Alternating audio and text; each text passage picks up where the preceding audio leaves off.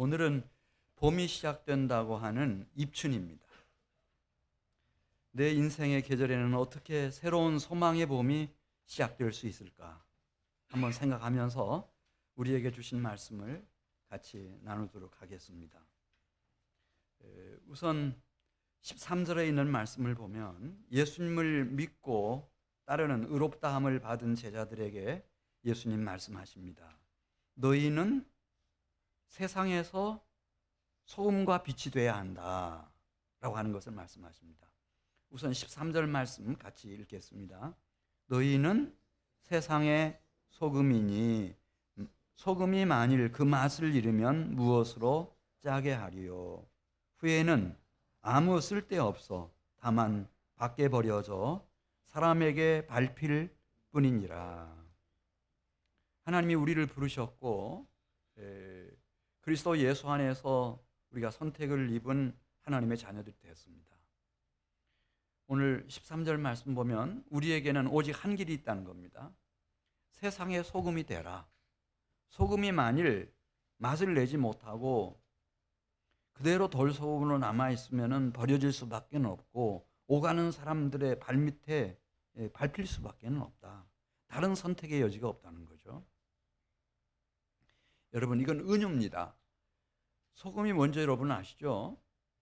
소금은 생명을 유지하는 필수 무기질입니다. 그래서 내 몸의 장기, 세포 하나까지, 그리고 저 바깥에 있는 5대양의 바닷물까지 생리 염도를 충족시키지 못하면 세포도 죽고 장기도 죽고 몸도 죽고 바닷물도 죽고 다 죽습니다. 생명을 유지하는 필수 무기질입니다. 또 여러분 아시죠? 이 소금은 부패를 방지합니다. 그래서 염장을 하지 않습니까? 냉장고가 없던 시절에도 그래서 소금에 절인 된장, 간장, 젓갈, 베이컨, 조기 할 것 없이 부패를 막아줍니다.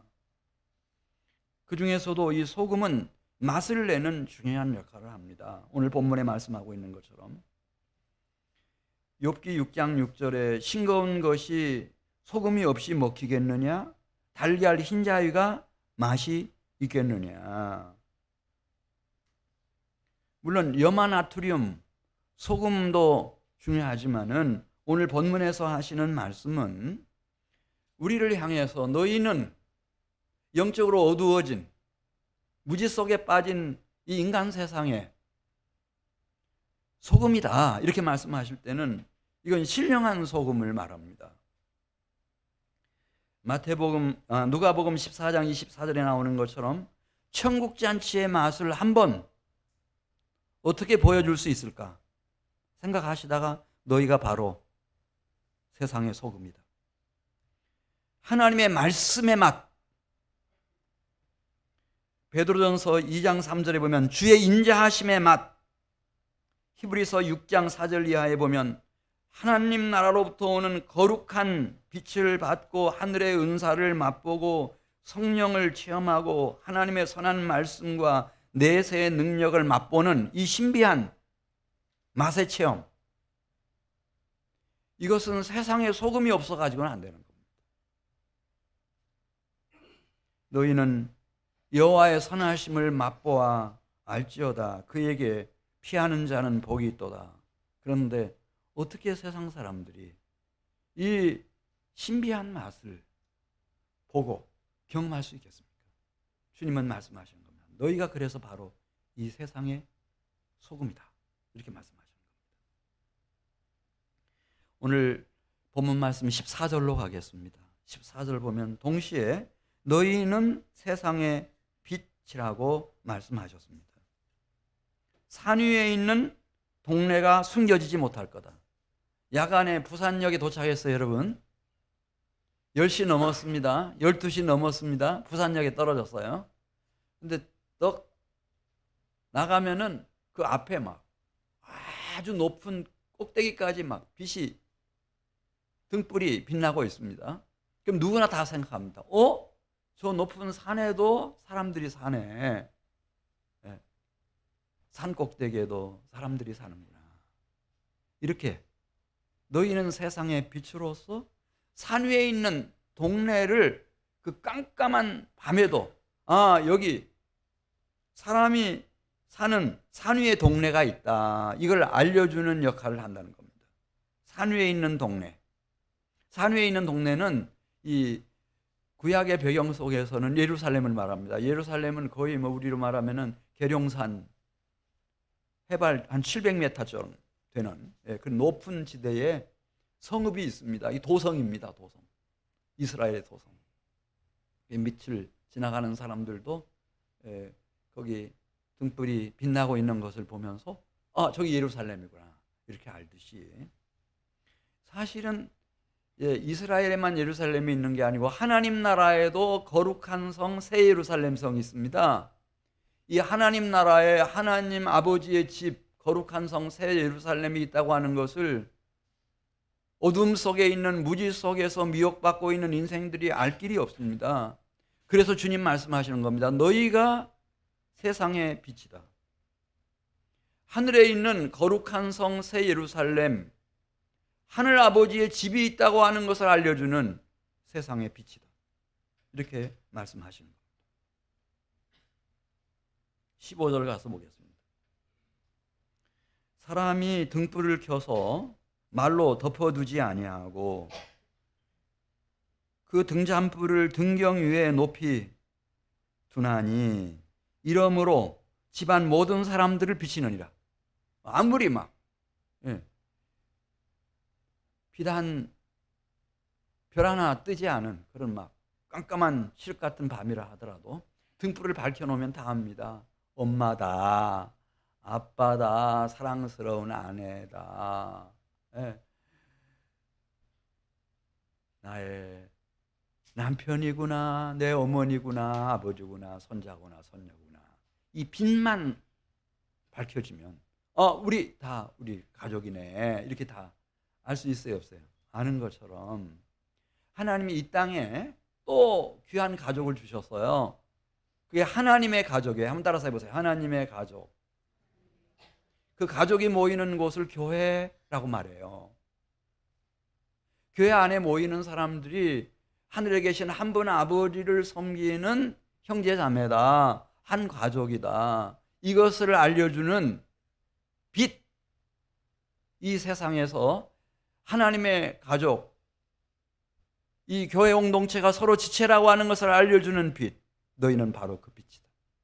그래서 밖에 있는 사람들이 이제 자기는 교회 안 나오지만은 자녀를 키우다가 사춘기를 당했다든지 아이가 좀처럼 방향을 못 잡고 막 그렇게 방황하고 있을 때면 부모님들은 다 교회를 떠올립니다. 왜냐하면 우리 가족이 감당할 수 없는데 이 따뜻한 그런 가족 같은 기관이 없을까? 우리 아이를 좀 부탁할 수 있는. 누구든지 그게 유교인이든 불교인이든 어떤 종교를 가졌든 교회를 연상하는 겁니다. 왜냐하면 이 교회 안에 이 빛, 세상의 빛, 하나님의 가족임을 알려주는 그런 성도들이 있기 때문에 그렇습니다.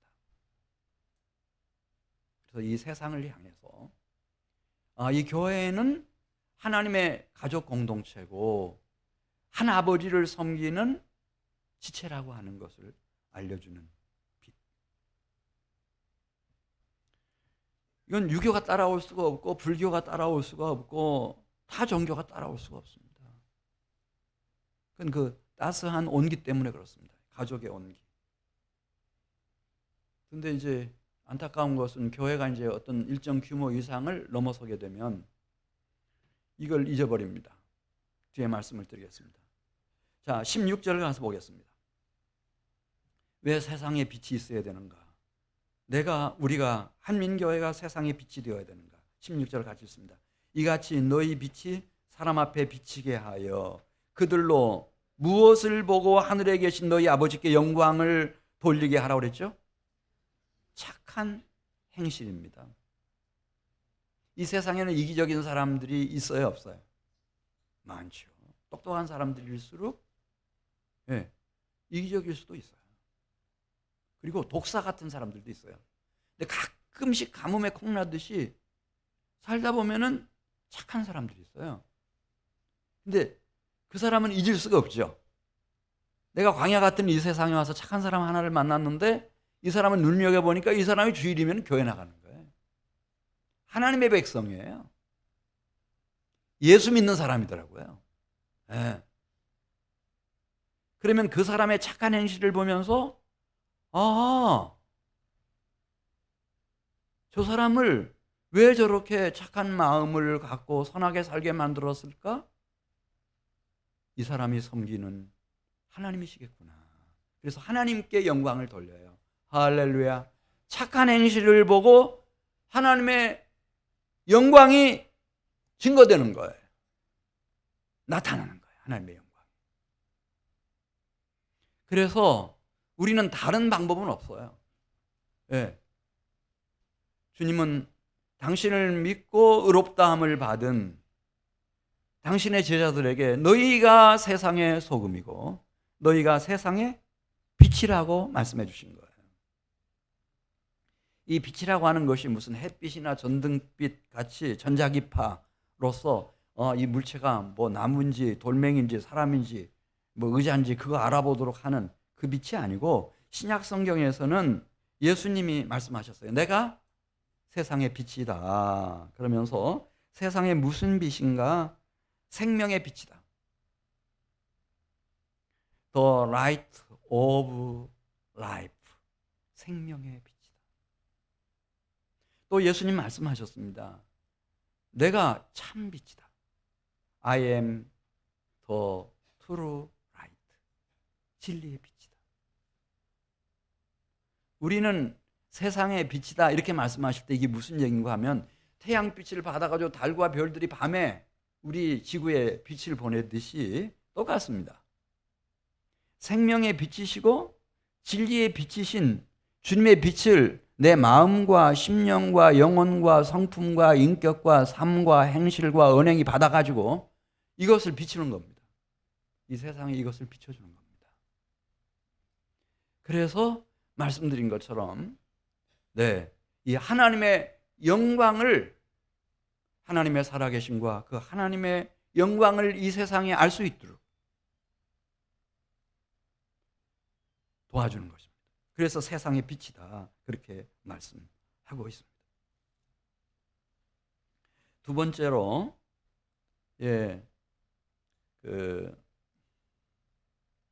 우리 마태복음 5장 20절로 가서 보겠습니다. 마태복음 5장 20절을 가서 보면은 예수님을 잘못 믿으면은 이렇게 하는 사람들이 있어요. 그냥 예수님 믿으면 된다. 침례 받으면 된다. 직분 받으면 된다. 그것이 전부인 줄 생각하는 분들이 계세요. 근데 예수님은 그렇게 말씀하시지 않아요. 당신을 믿고 의롭다함을 받고 당신을 따르고 있는 제자들에게 뭐라고 말씀하셨나? 20절 같이 보겠어요. 이걸 고치지 마세요. 이걸 자꾸 고치려고 덤비는 분들이 계시는데 그러면 안 돼요. 이거 예수님이 하신 말씀이어서 20절 내가 너희에게 이르노니 너희 의가 서기관과 바리새인보다 더 낫지 못하면 결코 어디에 들어가지 못하리라 그랬다고 했죠? 천국에 들어가지. 근데 이걸 고쳐요. 천국은 간다는 거예요. 근데 상의 차이가 있다는 거지. 근데 예수님은 유대교의 지도자인 서기관 바리새인보다 너희 의가 더 낫지 못하면 결코 천국에 들어가지 못한다 이렇게 말씀하셨어요. 이렇게 예수님이 하신 대로 얘기하면 인기가 없어. 기분 나쁘다 이거. 스트레스 받게 한다는 거지. 그래서 일단 구원은 받는데 이렇게 전제를 해놓고 근데 그건 어디서부터 왔는지 근원은 못 찾겠어요. 분명한 건 구원파들은 그렇게 해요. 이상한 신앙의 장애인들을 조장해내는 기관에서는 그렇게 해요. 근데 성경은 그런 곳은 한 군데 없어요. 예수를 믿고 의롭다함을 받았는가? 그렇다면 그대의 의는 유대교의 지도자인 서기관과 바리새인들의 의보다는 단 1cm라도 1mm라도 못해야 된다고 그랬어요? 나아야 된다고 그랬어요? 더 나아야 천국에 들어간다고 이렇게 말씀했어요. 그냥 이 말씀만 툭 던져놓고 끝났다면은 예수님이 그때 뭐 딴 생각하시고 그렇게 하셨나 이렇게 생각할지 모르겠는데 그게 아니고 5장 21절에 가서 보세요. 그러면서 이 기준을 다 조정해 주셔요. 예를 들어서 5장 21절에 옛사람에게 말한 바 살인하지 말라 누구든지 살인하면 심판을 받게 되리라 하였다는 것을 너희가 들었으나 나는 너희에게 이른다 그러면서 조정을 해 주셔요.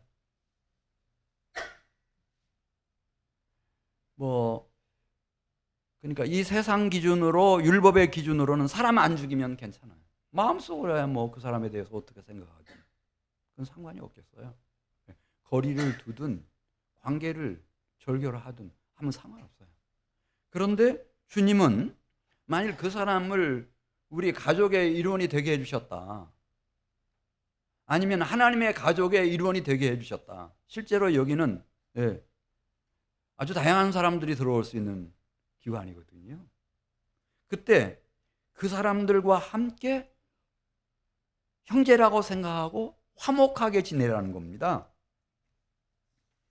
자, 우리 21절부터 22절 있는 말씀 보면 옛사람에게 말하는 바 살인하지 말라 누구든지 살인하면 심판을 받게 되리라 하였다는 것을 너희가 들었으나 나는 너희에게 이르노니 형제에게 노하는 자마다 심판을 받게 되고 형제를 대하여 락하라고 욕하는 자는 공회에 잡혀가게 되고 미련한 놈이라고 무시하고 멸시하고 정죄하는 자는 어디에 들어가게 된다 그랬어요? 지옥불에 던져진다 그랬어요. 23절 말씀 보겠어요. 이 형제와 화목하는 게 이게 얼마나 중요한지 이렇게 말씀하셨어요. 예물을 제단 앞에 두고 먼저 그대가 찾아가서 형제와 화목하고 그 후에 와서 예물을 드리라고 말씀하는 거예요. 25절 가서 보겠어요. 교회 안에서 별의별 일을 다 당할 수 있어요, 여러분. 너를 고발한 자가 있어요. 저건 마귀 새끼구나 이렇게 생각하지 말라는 거예요. 고발한 자가 있는가? 먼저 달려가서 사화를 하라는 거예요. 사화가 뭐예요? 그 사람 얘기를 잘 듣고 내가 충분히 양보하고 그래서 화목을 이루는 거예요. 그러니까 사람만 안 죽이면 된다. 그것과 형제와 화목해야 한다. 적어도 하나님이 나에게 허락하신 가정 안에서 이 하나님의 가족인 교회 공동체 안에서 하나님이 나에게 맡겨주신 한 생명과의 관계 속에서 그 형제와 화목한 관계를 이루어야 된다. 이것은 수준이 달라요. 이 초등학교하고 뭐 대학원처럼 수준이 그렇게 달라요.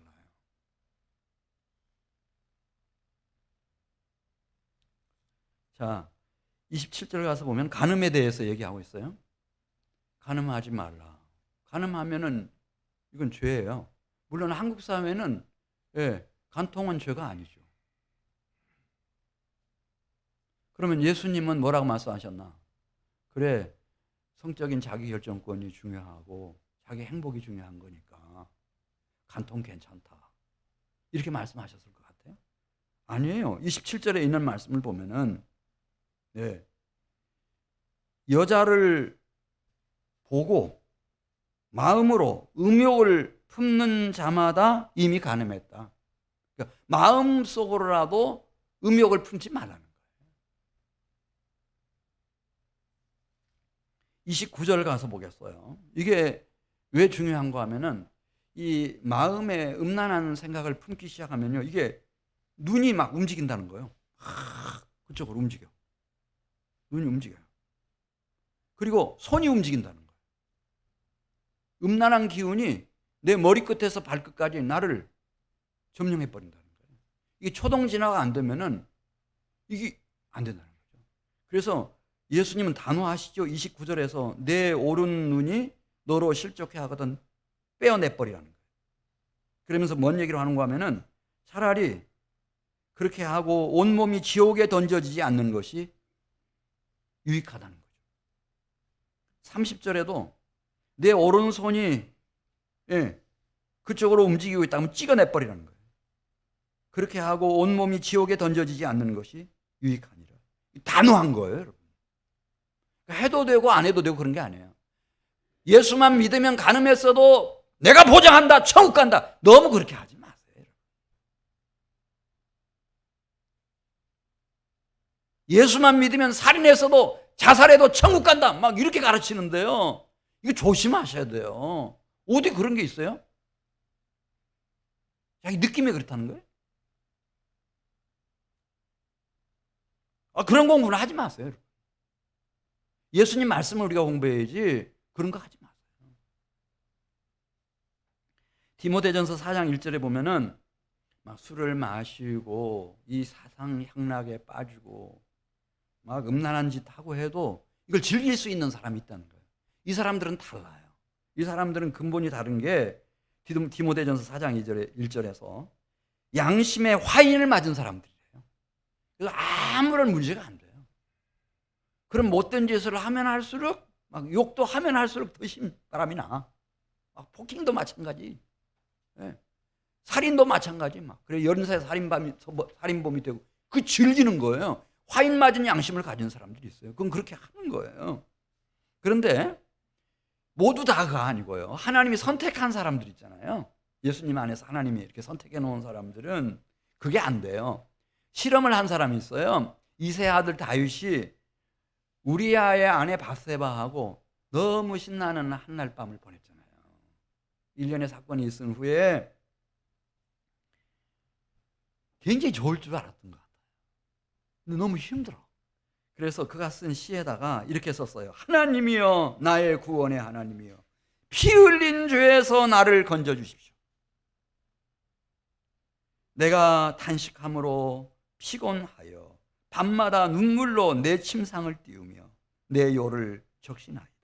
내 눈이 근심으로 말미암아 쇠하며 내 모든 대적으로 말미암아 어두워졌나이다. 이 막 참수하는 저 사탄 마귀가 잠시도 가만두질 않는 거예요. 미치게 만드는 거죠. 그러니까 덥석덥석 아무거나 삼키면 안 돼. 큰일 나요, 여러분. 그렇게 되는 사람이 있어요. 근데 누구나는 아니에요. 누구나는. 그러니까 회개하지 않고는 살 수 없게 만들어 버리시는 거예요.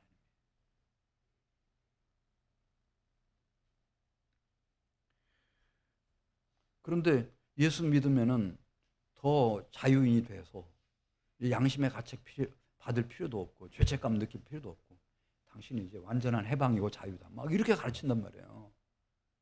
야, 이거 정말 이거 어떻게 해야 돼요? 제가 이렇게 가르치면은 막 튀어요.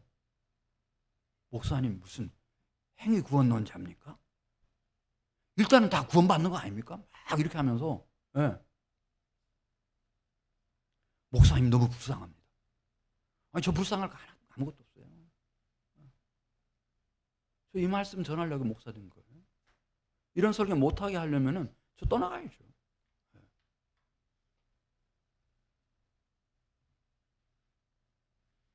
자, 마태복음 5장 33절 가서 보겠어요. 헌맹세에 대해서 얘기해요. 이게 이제 10계명에 나오는 제9계명이에요. 거짓 증거하지 말라.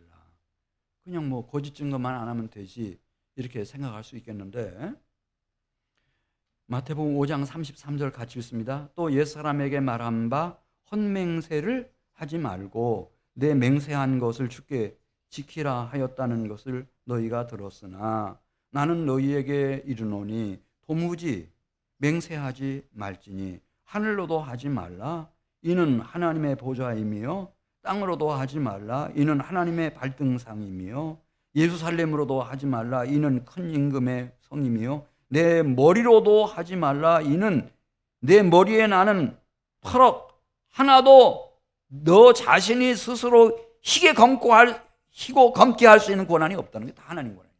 하나님 거니까. 그러면서 37절에 너가 진정 세상에 소금이 되고 빛이 되기를 원하는가? 그렇다면은 정직하고 진실하게 예할 것은 예하고 아니다 할 것은 아니라 해야지 막 거짓으로 자기의 어떤 이해관계 때문에, 이권 때문에 헛된 맹세하지 말라는 거예요. 책임지지도 못하는 말 막 쏟아내놓고는 나중에는 그 말 했는지 안 했는지도 모르는 그런 사람들처럼 되지 말라. 37절 오직 너희 말은 옳다 옳다 아니라 아니라 하라 이에서 지나는 것은 악으로부터 나느니라. 이건 옳건 행위니까요. 그러면 안 되거든요.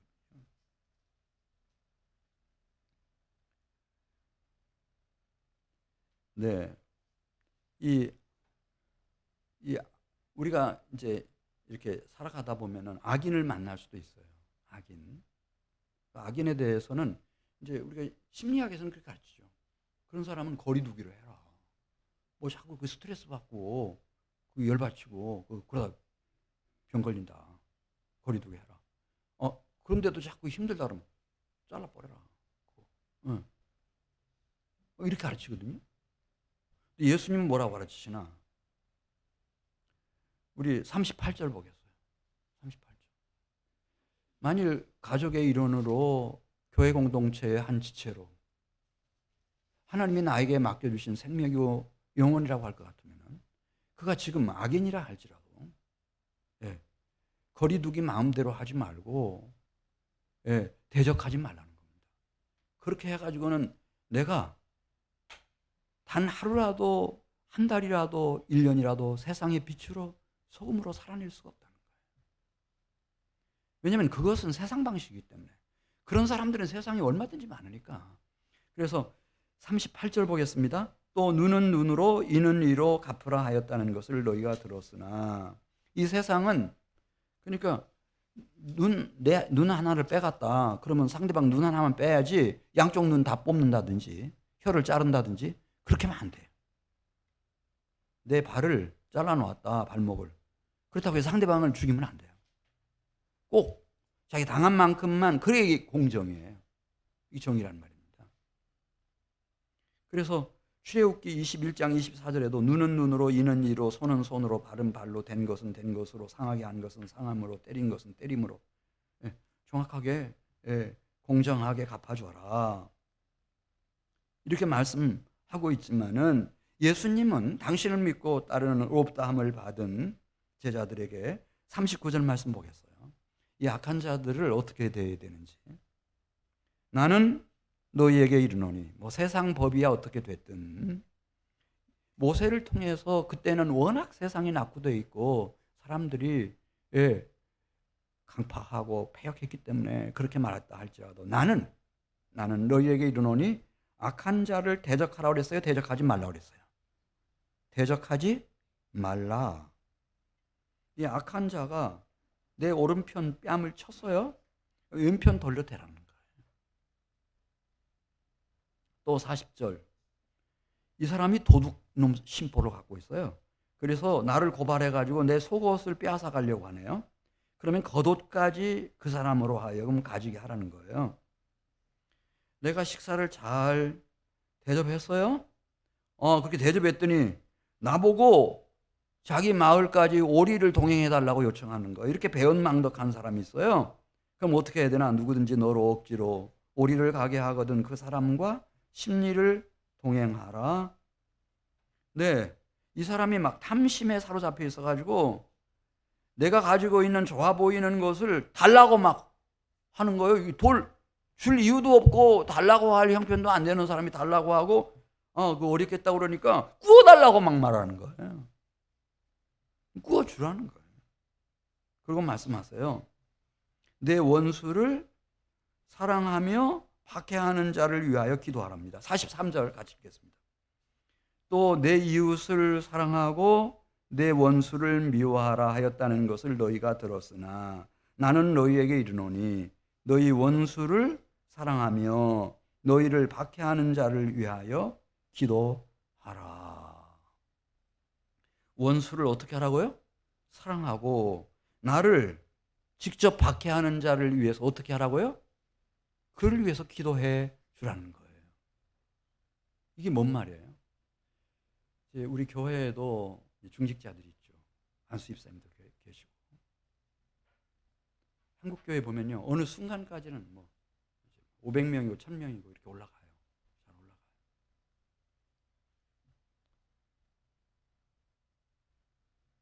그런데 어느 정도 올라갔을 때 그때 이제 막 자기 똑똑하고 강렬한 기운이 막 발동하기 시작하는 거예요. 이제 교회를 지켜야 된다. 교회 재산을 지켜야 된다. 우리 재산이 얼마다. 막 이렇게 생각하면서. 네.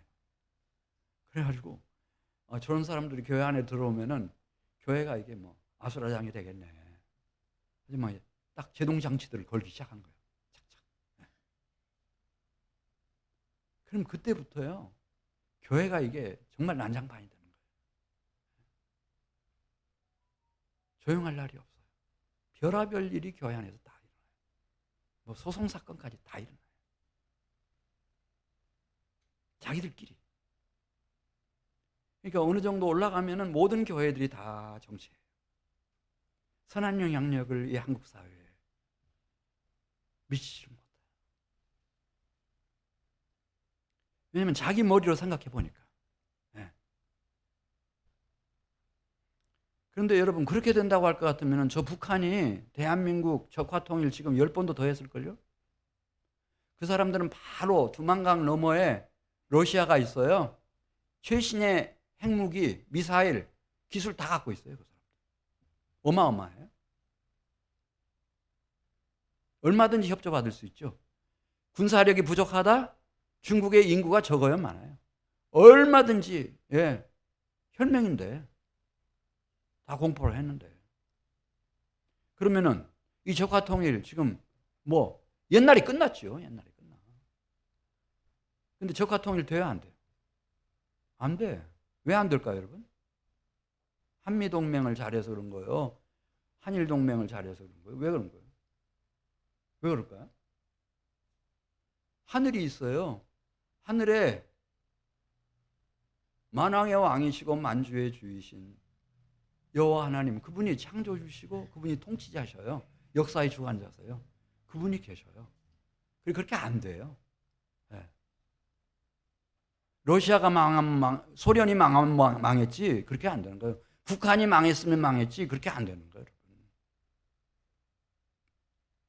그래서 로마서 12장 19절, 누가 세상에 빛이 되고 소금이 될 수 있나? 이것은 하나님의 의를 힘입은 자예요.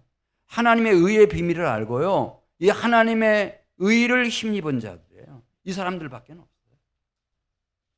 로마서 12장 19절 말씀입니다. 우리 같이 보겠어요. 이거 중요한 말씀이거든요. 바울이 고맙게 이 말씀을 딱 깨닫고 우리에게 이렇게 전해줬어요. 19절, 내 사랑하는 자들아, 너희가 친히 원수를 갚으라고 그랬죠? 친히 원수를 갚지 말고 누구에게 맡기라고 그랬어요? 하늘에 계신 최고 재판장이신 여호와 하나님의 진노하심에 맡기라. 기록되었으되 원수 갚는 것이 하나님께 있으니 하나님이 갚으리라고 말씀하시니라. 그러면 우리는 뭐 해야 되는가? 내 원수가 줄이거든 먹이고 목마르거든 마시게 하라. 그리함으로 내가 숯불을 그 머리에 쌓아 놓으라. 악에게 지지 말고 선으로 악을 이기라. 악을 어떻게 이긴다고 그랬죠? 이 세상 공식은요, 악은 악으로 이기는 거죠. 네. 근데 하나님의 역사하심은 악을 무엇으로 이기는 거예요? 선으로 이기는 거예요. 선으로. 하나님의 감찰하심이 있고 하나님의 정의로우신 완전한 공의의 심판이 작동하고 있어요. 이걸 바라보셔야 돼요. 그렇지 않고는 한민교회에 무슨 좋은 일꾼 된다? 이 세상에 소금이 되고 빛이 된다? 어려운 얘기입니다. 모르겠어요. 정치를 한다면 그런 식으로 하면 될지 잘 모르겠지만은, 이 하나님의 나라에서는, 주의 몸된 교회에서는 그게 그렇게 되는 게 아닙니다. 하나님의 심판의 맷돌이 돌고 있어요. 자, 마태복음 5장 45절. 이렇게 하나님의 완전한 의를 힘입고 세상에 빛이 되고 소금이 되기 위해서 나아가는 사람들, 이같이 한즉 하늘에 계신 너희 아버지의 아들이 되리니 이는 하나님이 그 해를, 여기 해라고 하는 것은 선, 태양을 말해요. 하나님은 악인과 선인에게 공평하게 비추시죠. 비도, 이른 비도 우로도 다 의로운 자와 불의한 자에게 다 내려주셔요. 근데 신비해요. 하나님은 세울 자 다 세우시고 선택할 자 다 선택하셔서 하나님 나라로 인도해 가시고, 또 그런 경건한 가정도 세우시고, 지난 139년 동안 막 그 지난 조선시대 500년 넘도록 유교 모판 같았던, 불교 1000년이 넘도록 그런 모판 같았던 이 한반도에, 대한민국에 주님의 교회가 확 일어나게 만드시고, 그 교회에서, 그 경건한 가정에서 이제 다음 세대를 이끌어 나갈 지도자들을 다 준비하고 계시고, 저는 그게 보여요. 하나님 다 일하고 계셔요.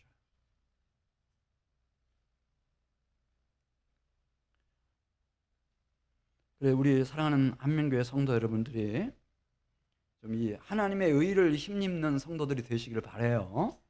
너무 막 이 머리만 굴려가지고 어떻게 하려고 하지 마세요. 하늘로부터 와야 돼요, 여러분.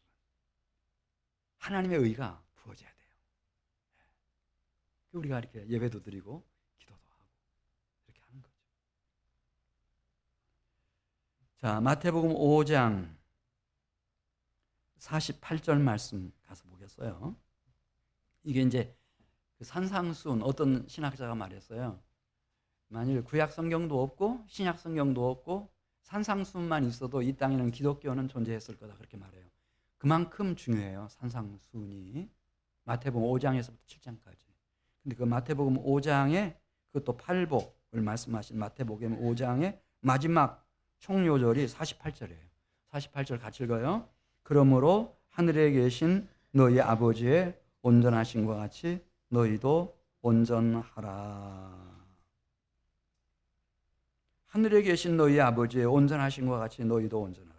제가 제일 걱정하는 것은 우리 한국 교회가 이제 막 그런 유교적인, 불교적인 분위기 속에서 이제 지금 전도를 막 하다 보니까 처음에는 예수님 믿는 것을 강조할 수밖에 없었어요.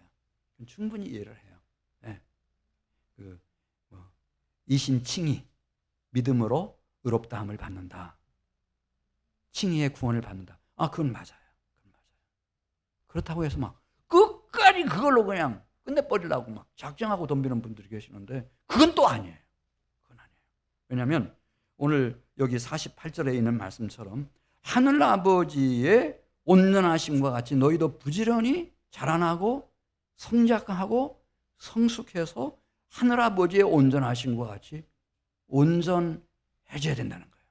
그리고 마침내 세상의 소금이 되고 세상의 빛이 되어서 이 세상의 흑암 속에 있고 무지 속에 있고 미혹 속에 있는 사람들로 하여금 하나님의 완전한 의가 무엇이며 하나님의 영원한 사랑이 무엇이고 살아계신 하나님의 영광이 무엇인지를 볼 수 있도록 세상의 빛이 되어야 하는 이 역사적인 책임 때문에, 나 구원받았다, 그 소리만 맨날 되뇌이고 있어서는 안 된다. 자, 이게 난해한 구절이에요. 48절이. 하늘에 계신 너희 아버지의 온전하신 것 같이 너희도 온전하라. 그럼 우리가 하나님이 되라고 하는 뜻인가요? 어떻게 생각하세요, 여러분? 이 하나님의 속성 중에 두 가지가 있어요. 죽었다 깨어나도 우리가 따라갈 수 없는 하나님의 속성, 이걸 비공유적 속성이라고 그래요. 그건 어떤 것인가? 이 하나님의 높으심, 두 발을 디디고 땅에서 살다가는 우리 인생이 따라갈 수 없어요. 하나님의 영화로우심, 하나님의 영광 근처도 못 가죠. 하나님의 자존성, 하나님은 누구의 간섭도 안 받으셔요. 나는 스스로 있는 자라고 말씀하셨어요. 완전한 독립성. 하나님의 영원성, 불변성, 무한성, 전지성, 편재성, 전능성, 초월성, 비공유적 속성이에요.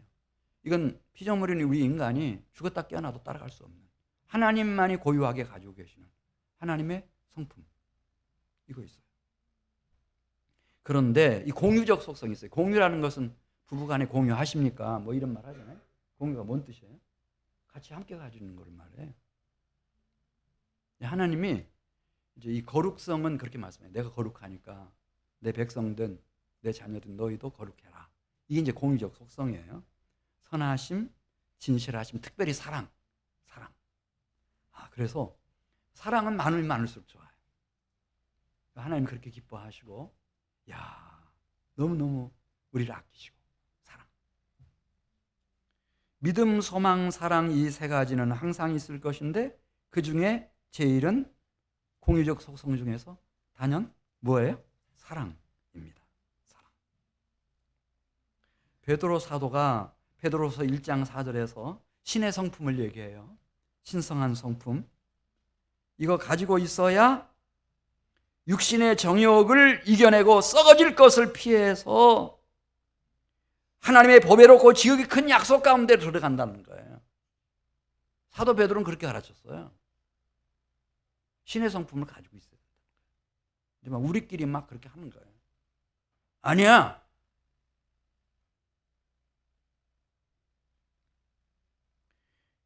베드로후서 1장 5절에서 그러면서 신의 성품이 뭔가? 물론 믿음에서 시작하는 거예요. 그러나 믿음의 덕을, 덕의 지식을, 지식의 절제를, 절제의 인내를, 인내의 경건을, 경건의 형제의 우애를, 그리고 그 형제의 우애가 어디까지 성장하고 성숙돼야 되는가? 어디까지죠? 사랑. 이 사람들이 구주 예수 그리스도의 영원한 나라에 들어감을 넉넉히 얻게 된다고, 그렇게 베드로후서 1장 11절에 말씀했어요.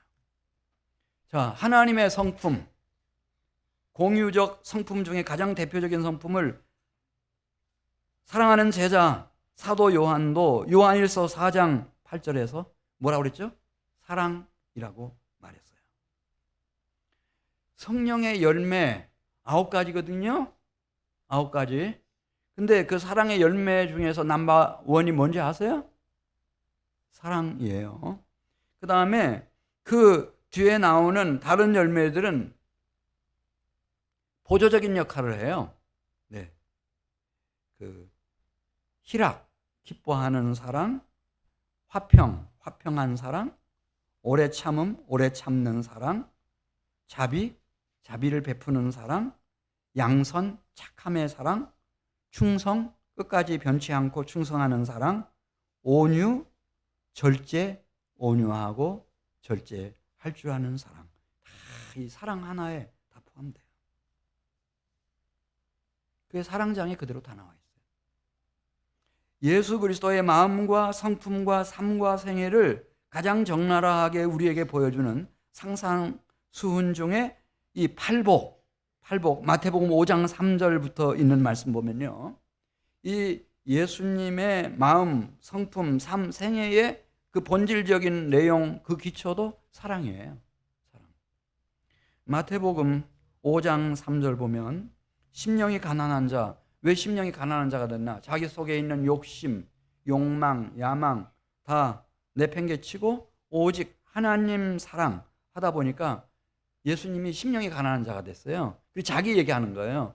내가 그렇게 된 것처럼 너희 중에도 심령이 가난한 자는 복이 있나니 천국이 그들의 것이며, 살아계신 하나님의 임재와 다스림 속에 지금 들어갈 수 있다는 거예요. 천국이 그들의 것이며, 이게 현재형 시제입니다. 두 번째, 애통하는 자는 복이 있다. 그들이 하늘의 위로 받을 거다. 그때 여기 왜 애통하는가? 하나님을 더 사랑하지 못해서 애통하는 자 말하는 거예요. 억울하고 원통해서 애통하는 자가 아니고. 그 다음에 5절에 온유한 자 복이 있다. 땅을 기업으로 받을 거다. 예수님 성품이 온유해요. 의에 줄이고 목마른 자 복이 있다. 그들이 배부를 거다. 오래 참음. 예수님의 생애는 인내의 생애였습니다. 긍휼히 여기는 자는 복이 있나니 그들이 긍휼히 여김을 받을 것입니다. 자비, 사랑입니다, 여러분. 마음이 청결한 자는 복이 있나니 그들이 하나님을 볼 것이며, 끝까지 마음을 잘 관리하고 절제해서 깨끗한 마음으로 항상 하나님의 영광의 임재 속에 거하는 겁니다. 화평케 하는 자는 복이 있나니, 화평, 예수님의 생애였습니다. 지극히 높은 곳에서는 하나님께 영광이요, 땅에서는 하나님을 사랑하는 사람들 중에 평화. 그들이 하나님의 아들이라 일컬음을 받을 것이다. 10절에 의를 위하여 박해를 받는 자는 복이 있나니 천국이 그들의 것입니다. 충성, 예수님의 생애예요. 다 예수님의 마음이고. 고린도전서 13장 4절, 사랑장이라고 하잖아요. 그 사랑이라고 하는 말을 빼고, 주어 사랑을 빼고 거기다 예수라는 이름을 넣으면요, 이 고린도전서 13장 사랑장이 막 입체적으로 확 살아서 나와요. 이렇습니다. 사랑은 오래 참고, 예수님은 오래 참으셨고, 사랑은 온유하며, 예수님은 온유하며 시기하지 아니하며, 사랑은 자랑하지 아니하며 교만하지 아니하며, 예수님은 자신을 자랑하지 아니하며 교만하지 않아요. 자기는 겸손한 분임을 직접 말씀하시지 않았습니까? 무례히 행하지 아니하며 자기의 유익을 구하지 아니하며, 예수님이 언제 무례히 행한 바가 있습니까?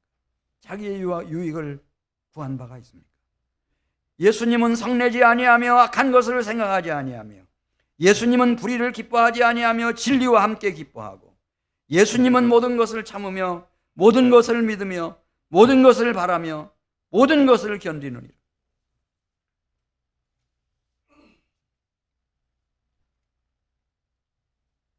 자, 하나님은 우리를 선택하셨습니다.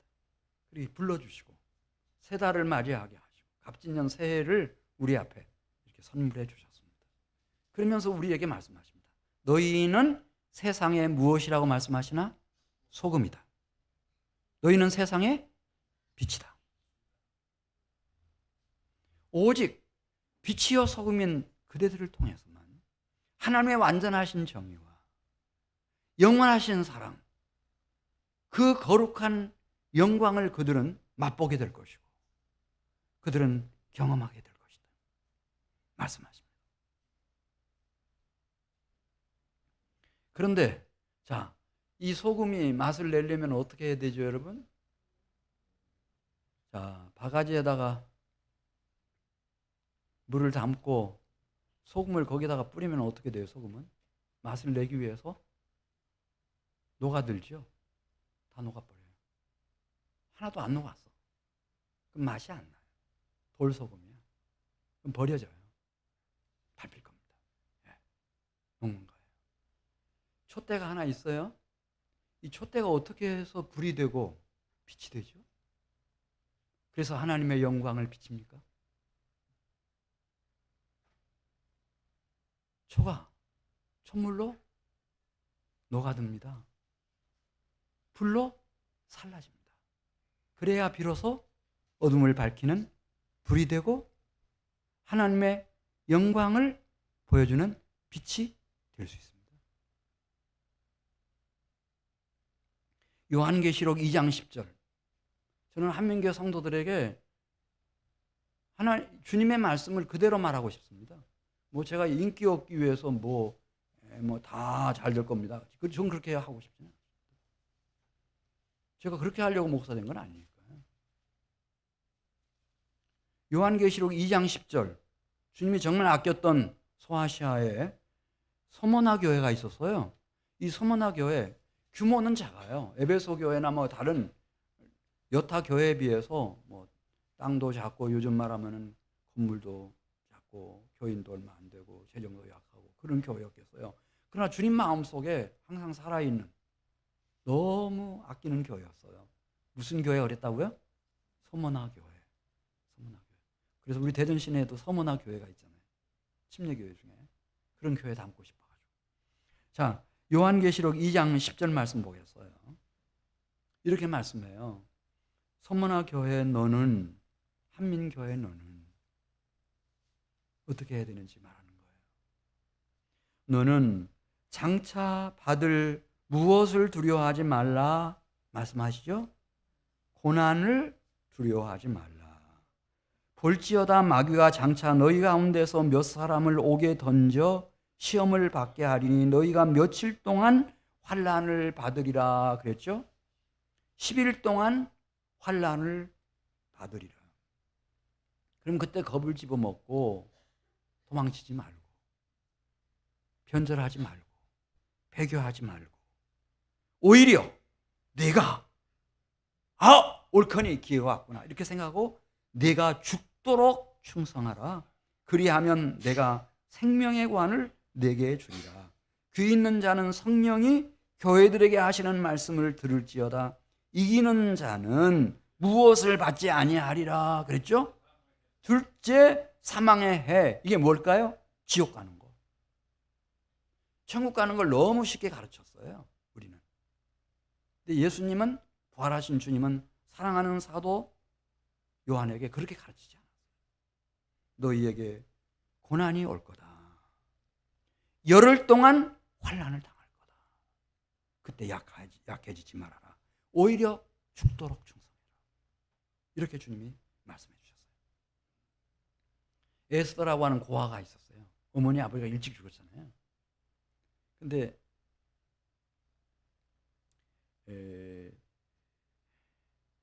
참 다행히도 모르드게라고 하는 사촌 오빠가 나이 차이가 많이 나는데 이렇게 잘 양육을 하고, 그리고 놀라운 일이 일어난 거예요.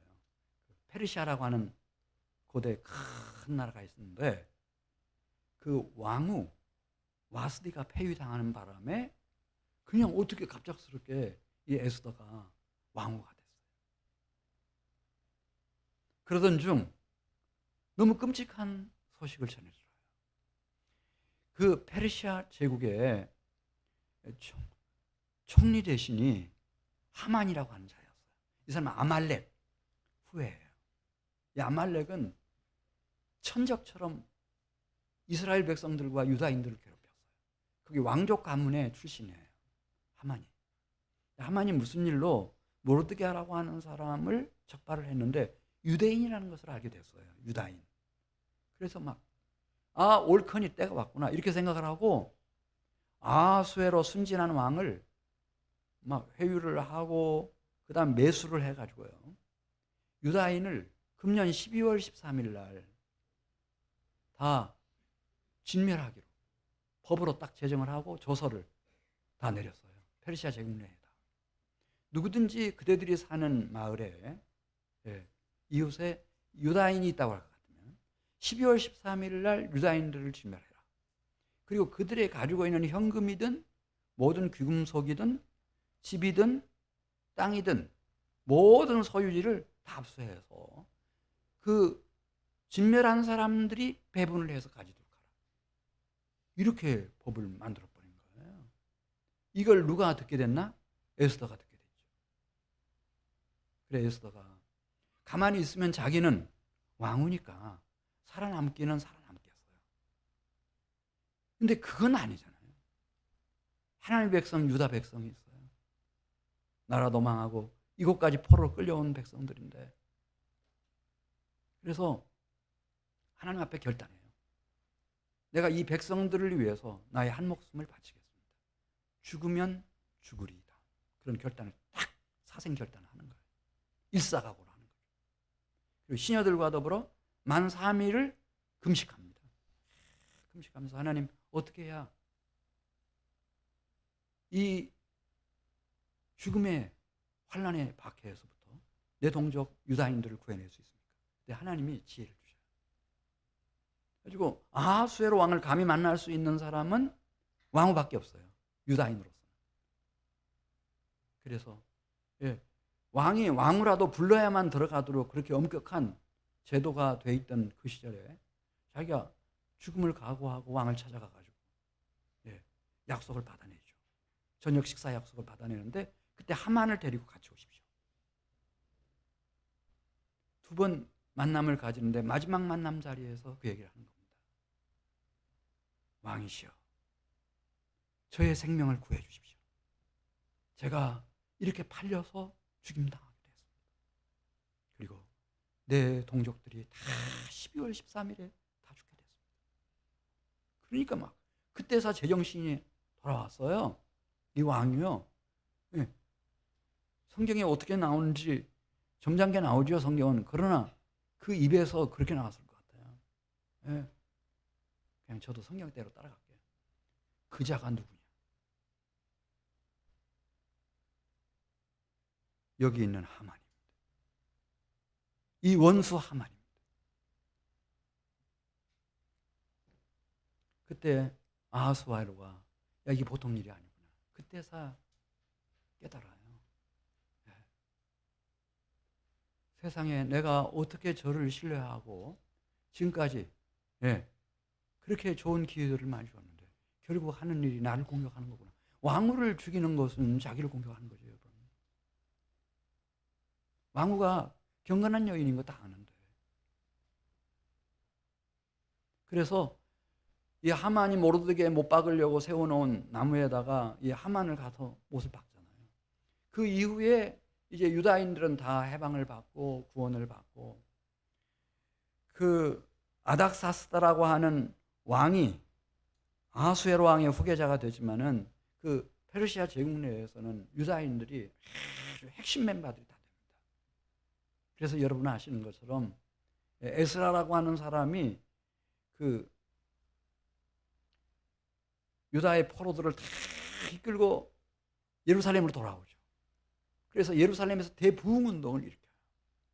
그리고 후에 느헤미야가 남은 포로들을 또 이끌고 다 돌아와서 성벽을 다시 다 재건하죠. 그래서 유다 나라, 이스라엘 나라가 다시 일어설 수 있는 기초를 다 마련하는 거예요. 이 에스더 때문에 모르드게가 살아났어요. 자신도 그 길로 가다가 살아났어요. 자기 동족들을 다 살렸어요. 다 망한 지 70년 돼서 끝난 줄 알았는데 70년이 훨씬 넘었죠. 하나님이 이 에스더 한 사람의 희생을 통해서 나라와 민족을 다시 일으키신 거예요. 이거예요, 여러분. 우리에게 우리날 계수함을 가르치사 지혜의 마음을 얻는 성도들 되시기를 바라요. 세월은 지나가요. 쏜살같이 지나가고 있어요. 누구든지 노쇠할 거예요. 이대로 있으면 다 육신은 썩어지고 우리는 흙으로 티끌로 돌아갈 것이며, 하나님의 의가 부어지지 않은 사람들은, 하나님의 영원한 사랑이 이끌지 않는 영혼들은 영원한 멸망의 지옥으로 버려지고 말 것입니다. 이 세상에서 녹아져 천국 잔치의 맛을 보게 하는 신령한 사람이 누가 될 것인가? 이 세상에서 녹고 살라져 하나님 아버지의 영광을 보게 하는 신령한 빛이 누가 될 것인가? 아니면 이대로 썩어져 영원히 버림받는 허무한 인생으로 끝내버릴 것인가? 기독교 신앙은 마약 아닙니다, 여러분. 삶입니다. 신행일치입니다. 신앙생활입니다. 내 안에 성품과 풍성과 삶과 생애가 밑받침되지 않으면 다 공허한 것입니다.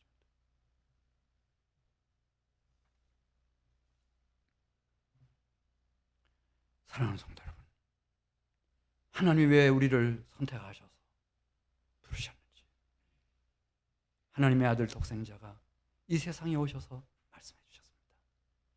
너희는 세상의 소금이다. 하나님의 완전한 의를 이 세상 사람들이 맛볼 수 있게 해주고 천국잔치의 맛을 느끼게 해주는, 너희는 세상의 소금이다. 너희는 하나님의 영원한 사랑, 영원무궁한 영광, 이 세상이 볼 수 있게 해주는 빛이다. 너희가 세상에